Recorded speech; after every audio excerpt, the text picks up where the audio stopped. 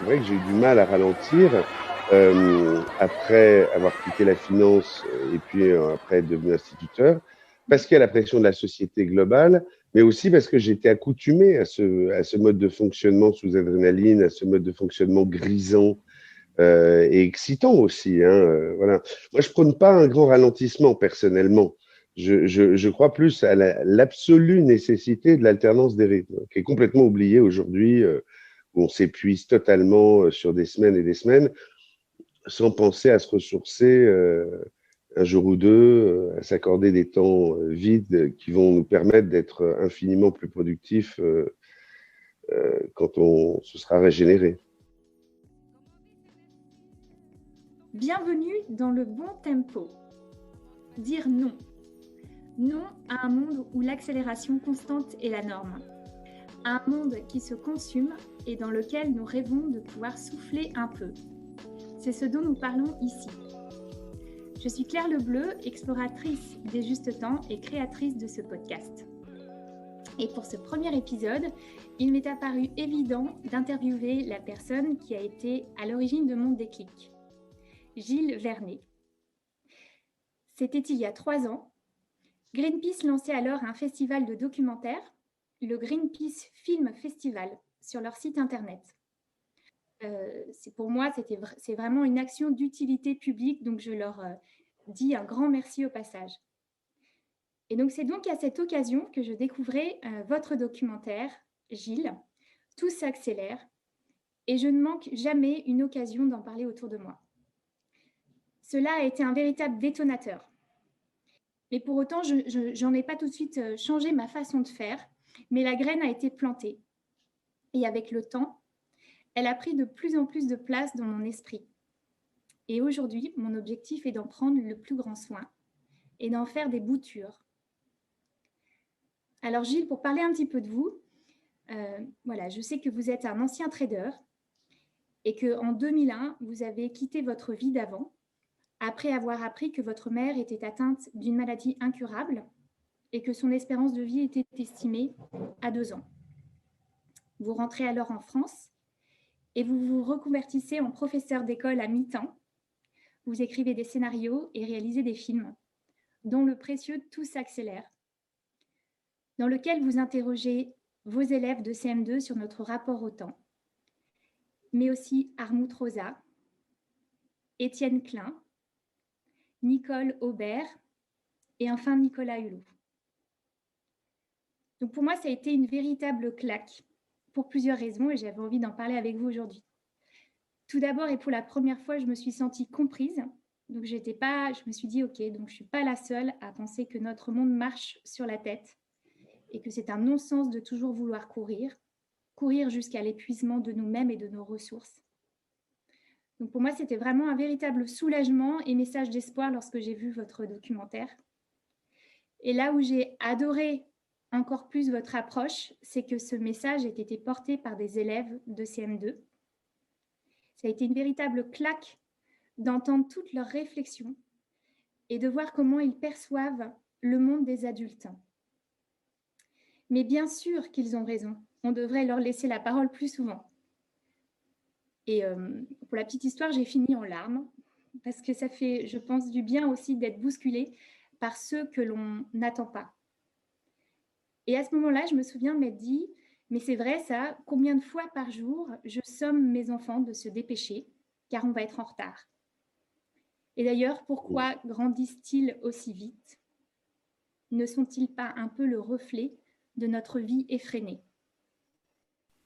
Merci à vous, hein, c'est très touchant. Votre témoignage est très gratifiant parce que par rapport à ce film, c'était bel et bien l'objectif d'ouvrir les consciences, de soulever des questions dans l'esprit des gens, comme dans le mien, en fait, sur une question qui me paraissait complètement existentielle, que je voyais partout autour de moi se jouer et que vous avez bien synthétisé, c'est-à-dire cette course nous amène à une forme d'épuisement et ça m'interrogeait énormément. Et quand je me suis lancé dans le film, je prévoyais de faire un documentaire classique et c'est vrai que, étant professeur et parlant avec les élèves régulièrement des sujets qui m'intéressent, parce qu'on est amené à aborder les sujets qui nous taraudent avec les enfants d'une manière ou d'une autre. J'avais parlé du temps et j'avais été sidéré par ce qu'ils avaient à nous dire. Et c'est une des grandes forces du film, effectivement, cette parole d'enfant qui est assez confondante et qui nous ramène à des valeurs fondamentales chez nous qu'on a tendance à oublier dans la course dans laquelle on est plongé.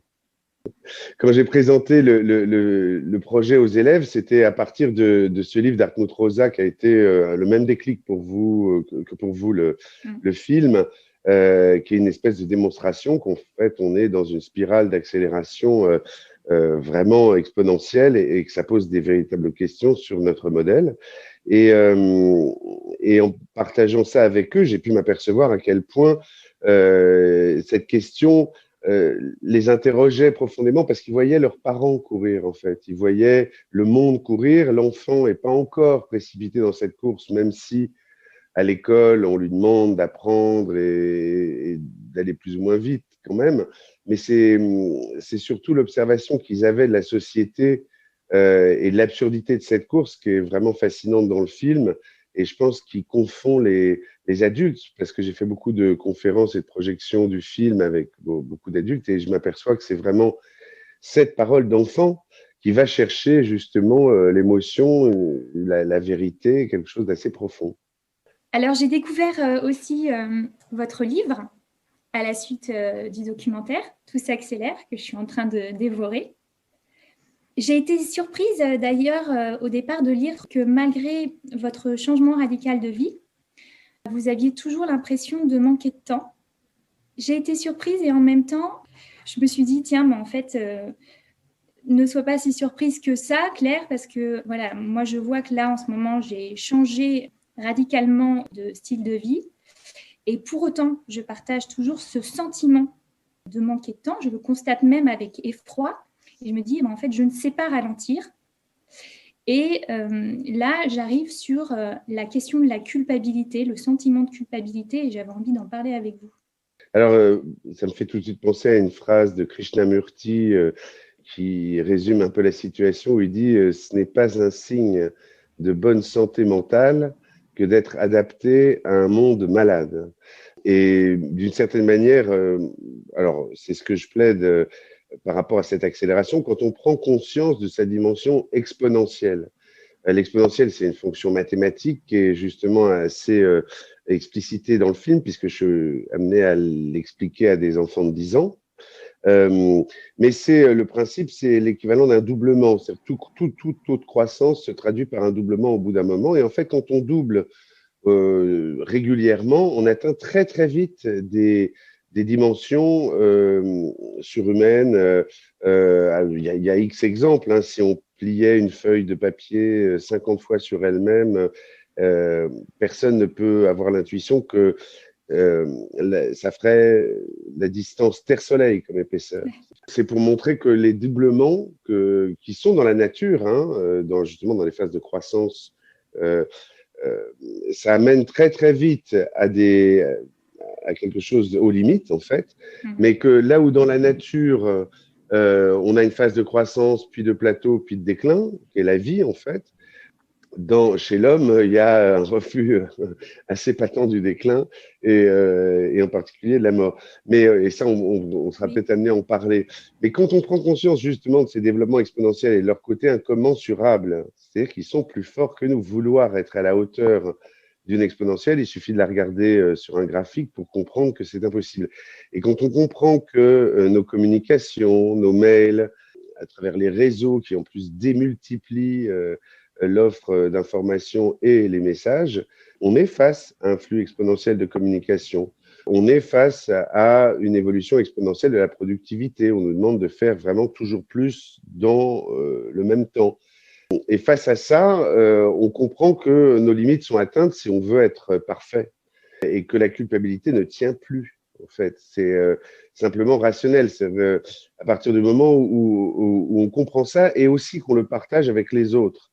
Dans l'entreprise, c'est absolument fascinant comme les gens introvertissent la culpabilité, n'en parlent à personne, se disent qu'ils ne sont pas à la hauteur, finissent par faire des burn-out parfois. Alors que quand on en parle, on s'aperçoit que tout le monde, absolument tout le monde, du patron aux salariés, à l'employé, est soumis à cette course dont dans le livre, justement, je cherche les causes profondes. Mais voilà, donc à partir de ce moment-là où on comprend qu'en fait, on est face à quelque chose qui n'est pas à notre mesure, on comprend qu'il faut faire des choix, en fait, par rapport à cette offre démultipliée, ces exigences démultipliées, etc. Et essayer de gérer ça au mieux, mais tout au moins sans culpabilité, parce que la culpabilité est délétère. Voilà, c'est celle qui nous empêche de dormir parce qu'on n'a pas fait notre to-do list, on n'a pas assez avancé. Enfin, je veux dire, ça n'a pas vraiment de sens, en fait, tellement on a de choses à faire. Je pense qu'il faut vraiment être philosophe aujourd'hui. J'aime bien d'ailleurs aussi bien dans votre film, et puis vous le reprenez dans votre livre, les réflexions des enfants, et notamment une réflexion de Jérémie sur le sujet, qui disait, pour reprendre ses propos, la question de Jérémie, c'était: à force d'aller vite, on va peut-être gagner. Et ensuite, il répond: mais ça dépend, parce que si on va trop vite, on va commencer à perdre de l'énergie, donc on va commencer à ralentir. Ou encore, on va mal faire les choses. Oui, oui, bah, cet enfant m'a complètement fasciné. Cette phrase-là, je l'ai prise vraiment comme un uppercut. Quand il l'a sortie, d'ailleurs, on le voit dans le film parce que je lui dis super juste, parce que j'étais scotché quoi, par la simplicité de ses paroles. Et ça fait écho d'ailleurs à des paroles qu'ont trouvées les élèves dans la chanson Tout s'accélère qu'ils ont écrite eux-mêmes.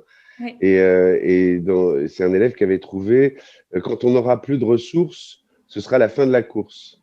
Voilà, ce qui est bon, assez, voilà, c'est ciselé, c'est court et assez percutant. C'est les enfants ont cette capacité. Ouais, et les enfants ont cette capacité à dire les choses en peu de mots, des choses qui nous frappent, comme on disait au début. Comme une autre phrase, alors pour le coup, je continue, d'une de vos élèves, encore une fois.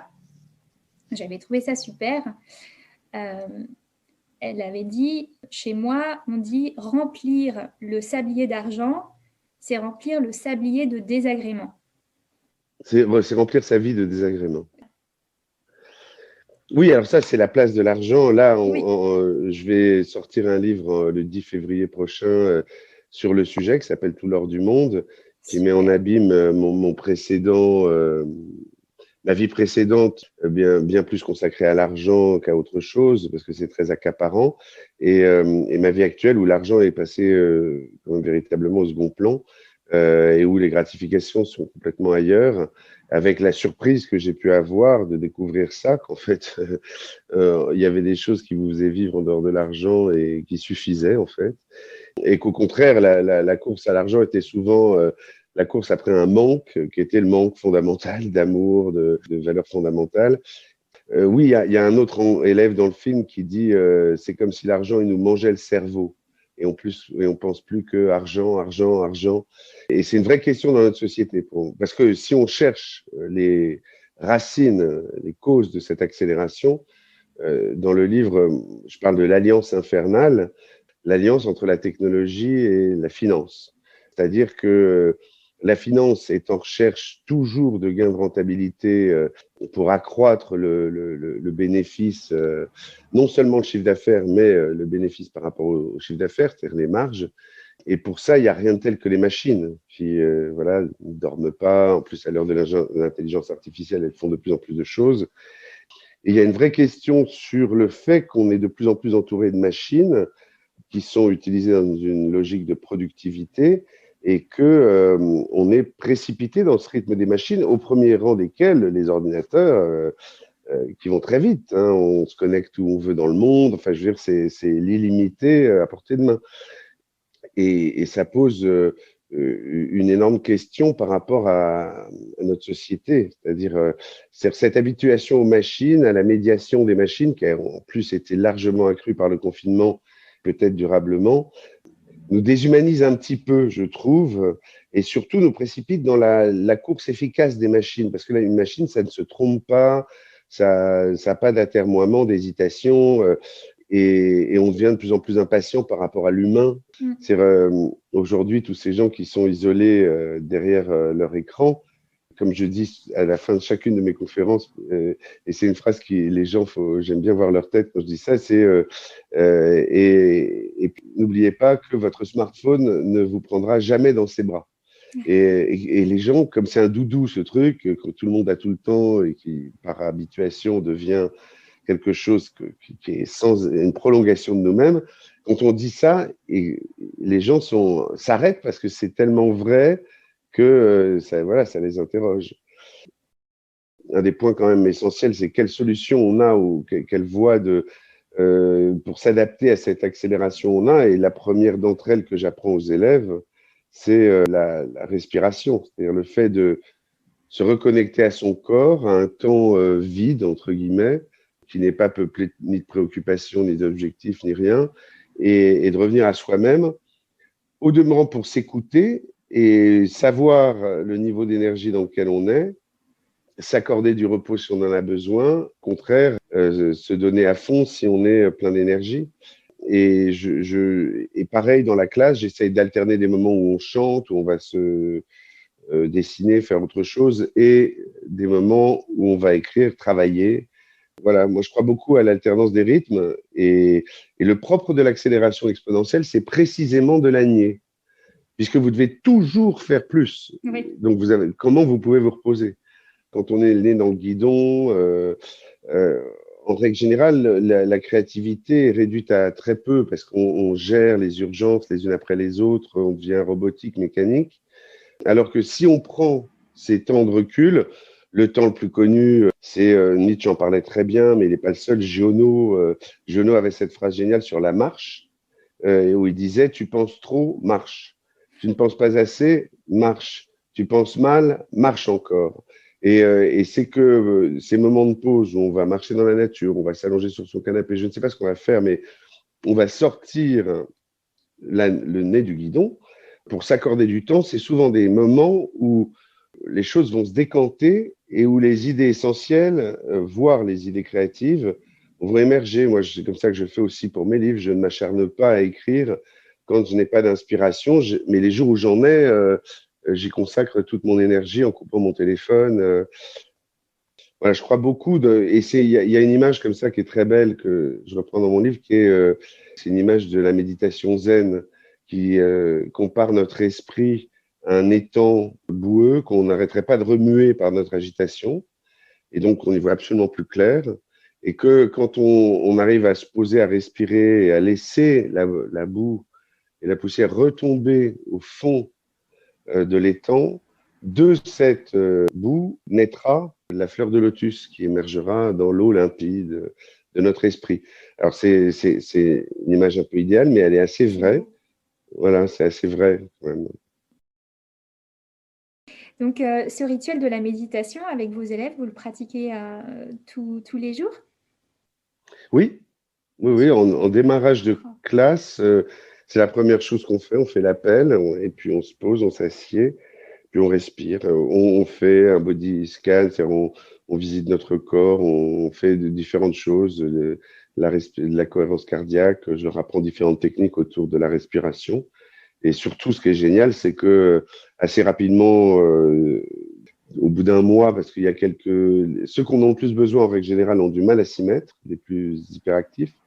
Et quand on a réussi à les tenir, à les convaincre, à les faire respirer et qui goûtent, entre guillemets, à la paix que ça leur apporte en début de journée, et ben on a une classe, c'est magnifique à voir. On se pose et tous s'y ferment les yeux et tous s'y respirent et c'est le silence et on part sur des bonnes bases. Donc là, aujourd'hui, vous êtes prof à mi-temps, vous êtes réalisateur, vous l'avez dit, conférencier, auteur. Est-ce que vous pensez avoir trouvé votre bon tempo? Oui, parce que j'ai la chance en fait d'avoir 2 vies dans la semaine, enfin 3 d'ailleurs en fait. Comme tout le monde, les 2 vies, travail et vie de famille, mais comme j'ai deux casquettes entre guillemets, il y a une ou la casquette de la transmission dans laquelle je m'épanouis très profondément. J'aurais beaucoup de mal à ne plus être prof. C'est-à-dire, ça me donne un sens, une assise. Là, Étienne Klein parlait du sens. Ça, j'ai vraiment l'impression le sentiment, le ressenti que j'apporte quelque chose et que ça a du sens. Et donc, c'est très rassurant, ça construit, voilà. Et puis, par ailleurs, j'ai une activité créative, donc sous forme de film ou de livre, et qui est dans le tempo que je souhaite. Par exemple, en ce moment, je redécouvre le piano et la musique. Il y a une chose que je voulais dire, c'est que chacun a ses activités qui permettent de sortir du temps, justement. Pour certains, c'est jardiner. Quand ils ont un jardin et qu'ils s'occupent de leur jardin, là, tout s'arrête. Voilà. Pour d'autres, c'est danser, écouter de la musique, lire, jouer de la musique, marcher. Et donc, j'invite chacun à aller vers ses activités. Et une des portes redoutables, c'est la musique. Parce que la musique, on met de la musique. Et si on met une musique douce, une musique apaisante, ou une musique qui nous plaît, ou qui évoque des émotions, c'est très puissant dans notre rapport au temps. Et les gens oublient parfois, comme le dit Nicole Aubert dans le film, dans leur course, ils oublient d'écouter de la musique et que la musique les ramène un peu à eux. Voilà, l'art aussi, l'art, la nature, la musique. Voilà. Il ne faut pas oublier ça parce qu'on est dans une société tellement utilitariste et où les écrans nous cannibalisent tellement qu'on en oublie les bienfaits de la beauté simple. Et c'est une chose que je voulais vous dire très importante, c'est que en relisant les philosophes, je me suis aperçu que ce soit Schopenhauer, Nietzsche, même Aristote, ils placent comme première vertu philosophique la capacité à la contemplation. C'est ce qu'il y a de plus haut. Être capable de laisser le temps filer en regardant le monde, en l'observant et peut-être après en l'analysant, mais d'abord en le regardant. On peut penser à Bouddha, on peut penser à plein de choses, mais la sagesse se trouve. Et qu'est-ce qu'on est loin des activités contemplatives aujourd'hui? On est précipité dans le travail, dans la productivité, en dehors de la consommation, puis les écrans. Et quelle place reste-t-il pour la contemplation? Et quand on se reconnecte à cette contemplation ponctuellement, c'est très rassérénant. Et ça, pour ça, il n'y a rien de rien de tel que la nature. L'ambition de ce podcast, ça va être justement de mettre en avant des paroles de résistants qui ont justement fait du temps leur allié, leur meilleure force. Donc je pense qu'après cette discussion, on est d'accord pour se dire que l'enjeu aujourd'hui, en tout cas, c'est pas forcément, comme tu le dis, de ralentir pour ralentir, hein, mais c'est réussir à le faire de manière individuelle et tout aussi collective. Ben, c'est l'enjeu, c'est ce que dit Hartmut Rosa dans le film, où c'est un choc où il dit on peut faire ce qu'on veut à titre individuel, mais si collectivement la machine continue de s'emballer, on le subira toujours. Donc, je l'ai vécu. Le jour où c'est apparu comme une évidence, je me suis dit mais c'est pas possible. De toute façon, on ne peut pas tout le temps accélérer. Ce n'est pas bon ni pour nous ni pour la planète. Donc en plus, quand tu le sais, là, je trouve que c'est devenu encore plus difficile et c'est pour ça que je prends aussi cette notion de résistant parce que à ce moment-là, tu sens que vraiment tu fais face à un mur et c'est fatigant. oui. Il y a clairement, c'est vrai que c'est une grande question. Autant dans mon livre, je propose des outils pour s'adapter, pour faire face à cet emballement du monde. Comment on peut trouver en soi les ressources, comment on peut s'adapter, faire les choix, etc. Mais ce ne sont que des réponses individuelles. Et d'ailleurs, dans l'entreprise aujourd'hui, on apporte ce type de réponses individuelles comme la méditation, le yoga qu'on va proposer aux salariés, mais tout en leur demandant de continuer à accélérer frénétiquement dans leur métier. Donc ça pose une vraie question, effectivement, comme le dit Hartmut Rosa, sur la dimension collective de cette accélération qui s'impose à nous. Et donc, qu'est-ce qu'on peut faire pour que cette accélération diminue ou qu'on revienne à un autre rapport au temps? Et ben là, il y a clairement une réflexion de fond pour moi sur l'utilisation des gains de productivité de la machine. C'est-à-dire que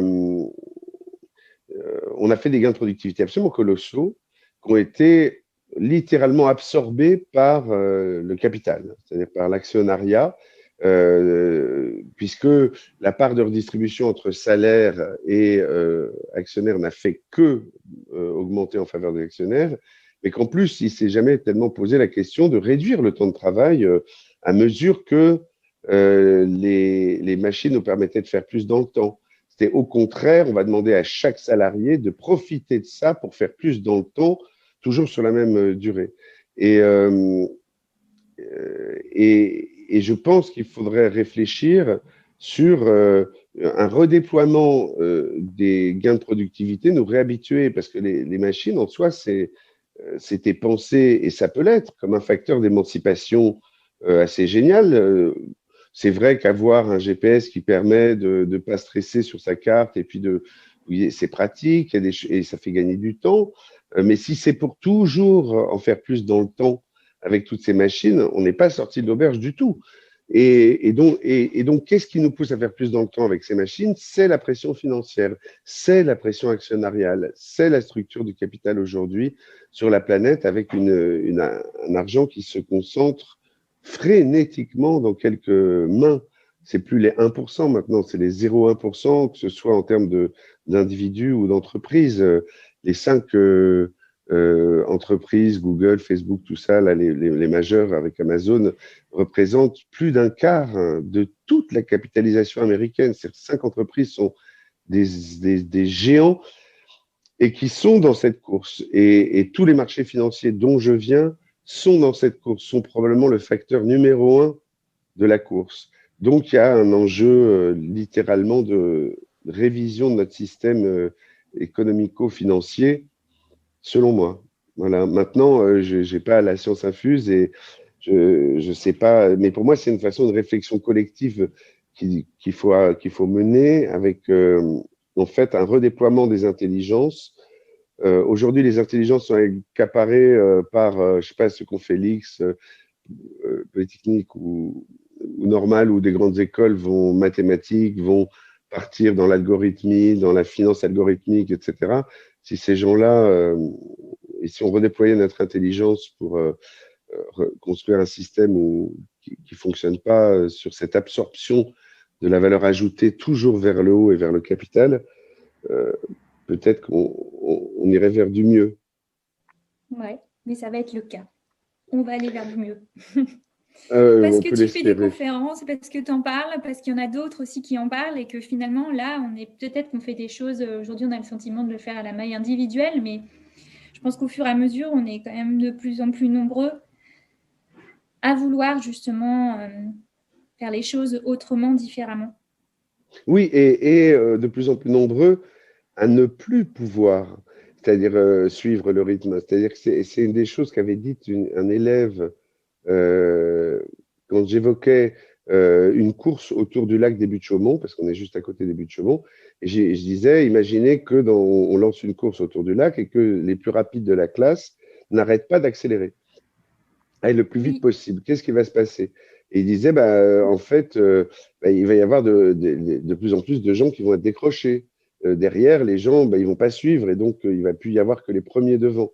Et là, il y en avait un autre qui avait levé la main et qui avait dit, mais en fait, ceux qui vont être décrochés à ce moment-là, c'est les premiers, puisque tous les autres seront derrière. Et donc, aujourd'hui, c'est un peu ça, c'est-à-dire qu'on est dans un monde très darwiniste, où ceux qui peuvent suivre le rythme s'en sortent, ou restent dans le train du progrès, puis les autres décrochent, et puis ils finissent par voter Trump, ils finissent par voter Le Pen, parce qu'ils sont complètement oubliés de cette course, et ils sont de plus en plus nombreux.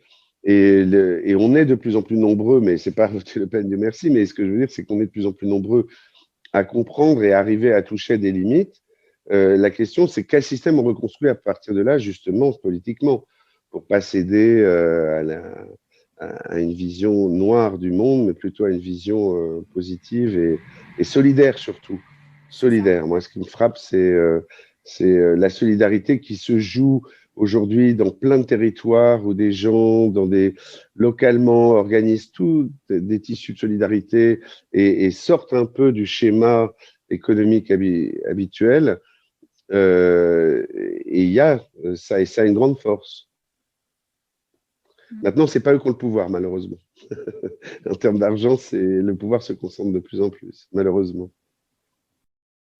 J'avais justement envie de terminer notre échange avec une phrase que vous m'avez dite quand on a échangé la première fois. C'est une phrase de Walter Hagen. Ne te hâte pas, ne te torture pas l'esprit. Tu n'es ici-bas que pour une courte visite. Et n'oublie pas de t'arrêter pour respirer les fleurs. Ah oui, oui, oui, ça, elle est très, très belle. Et c'est marrant parce qu'elle fait écho à une phrase que j'ai faite tout récemment à mes élèves. C'est vraiment la même phrase, en fait. J'avais jamais fait le lien. Mais maintenant que vous le dites, comme je l'ai fait cette semaine à mes élèves, parce qu'on fait chaque semaine une citation philosophique. Ouais. Outre la méditation, on ouvre la semaine sur une réflexion de 3/4 d'heure, souvent orale, sur des grandes phrases philosophiques très à leur portée, hein. Et donc là, c'est une phrase de Gide où il dit: Sache que la fleur la plus belle est aussi la plus tôt fanée. Sur son parfum, penche-toi vite, l'immortel n'a pas d'odeur. Hein, cette phrase, l'immortel n'a pas d'odeur. Et ben, c'est cette idée-là. Et on rejoint le rapport justement à la finitude, la conscience de notre finitude dont on n'a plus du tout conscience parce qu'on est dans un monde qui la nie un peu, on la voit plus du tout, on la côtoie plus du tout, on sait même plus qu'elle existe. Les animaux qu'on mange, on ne sait pas qu'ils sont morts.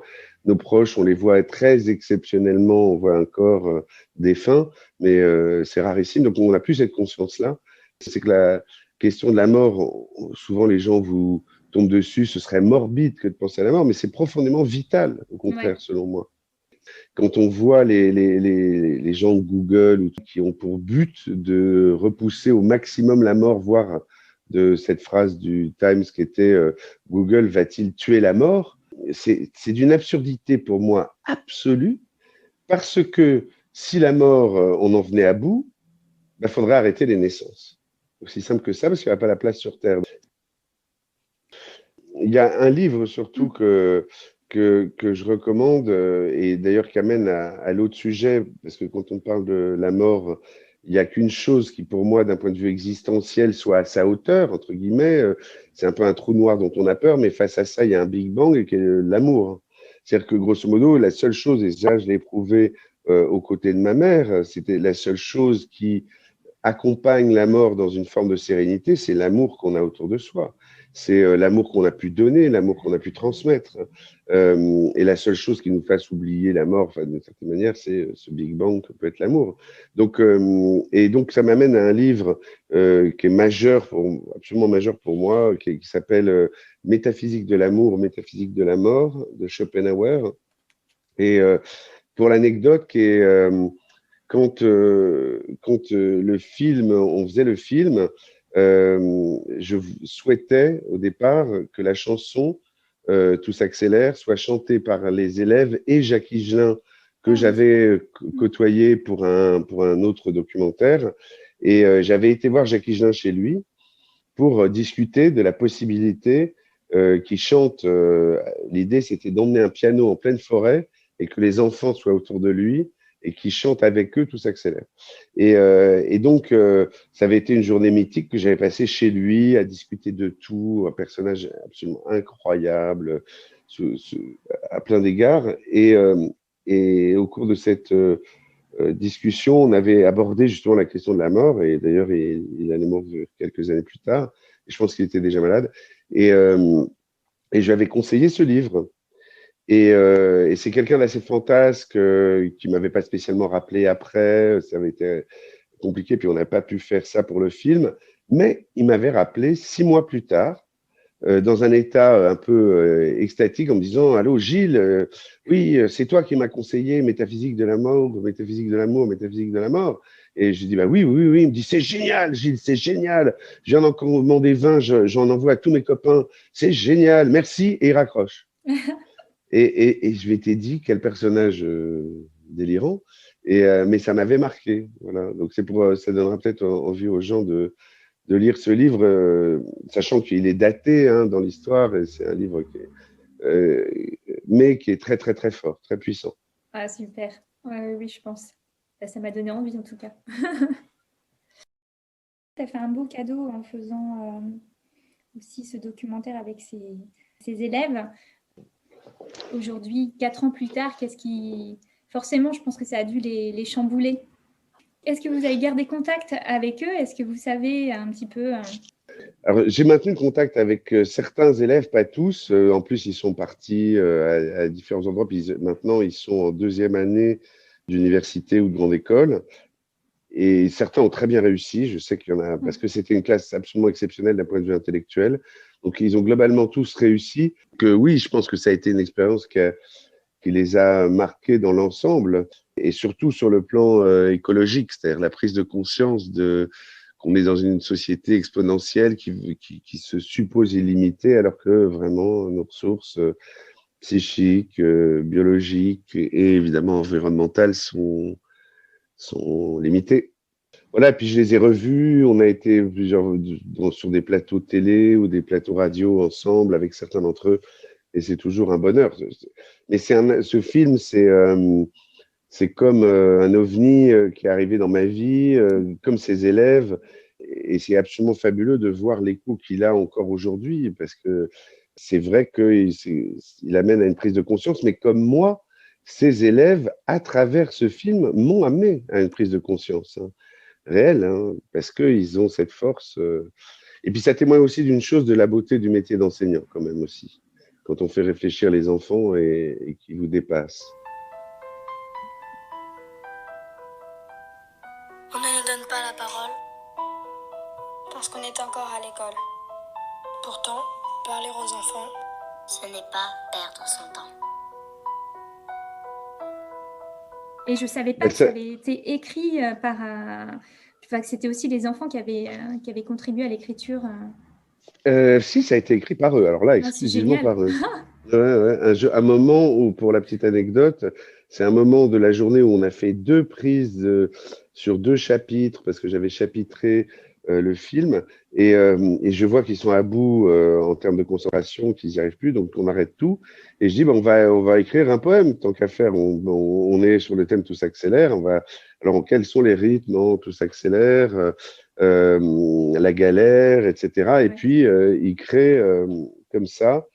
La classe se met à créer en un quart d'heure ou 20 minutes tous les couplets, et c'était magnifique. Et Sébastien Dutertri, qui est le compositeur à qui je dois énormément, parce que la musique dans le film est essentielle sur le plan émotionnel, Oui. Et il a embrayé sur le projet, et les moments qu'on a vécu avec les enfants étaient vraiment fabuleux, puisqu'il les a fait chanter, c'est eux qui chantent la chanson, etc. Ouais. La consommation accélère, maman a en tombé par terre. Tout ça c'était vraiment trop beau, c'est clair, on va tomber de haut. Si vous avez aimé cet épisode, et pour le coup c'était mon premier épisode, je vous invite à me le faire savoir. Surtout n'hésitez pas à m'envoyer un mail à claire.lebontempo tout attaché @gmail.com, et surtout n'hésitez pas à le partager. Et enfin, je vous invite à vous abonner au podcast pour être notifié des prochains épisodes. Merci beaucoup. Tout s'accélère dans l'univers depuis que l'homme est sur terre. Tout s'accélère, c'est la galère, on va manquer d'atmosphère. Tout s'accélère.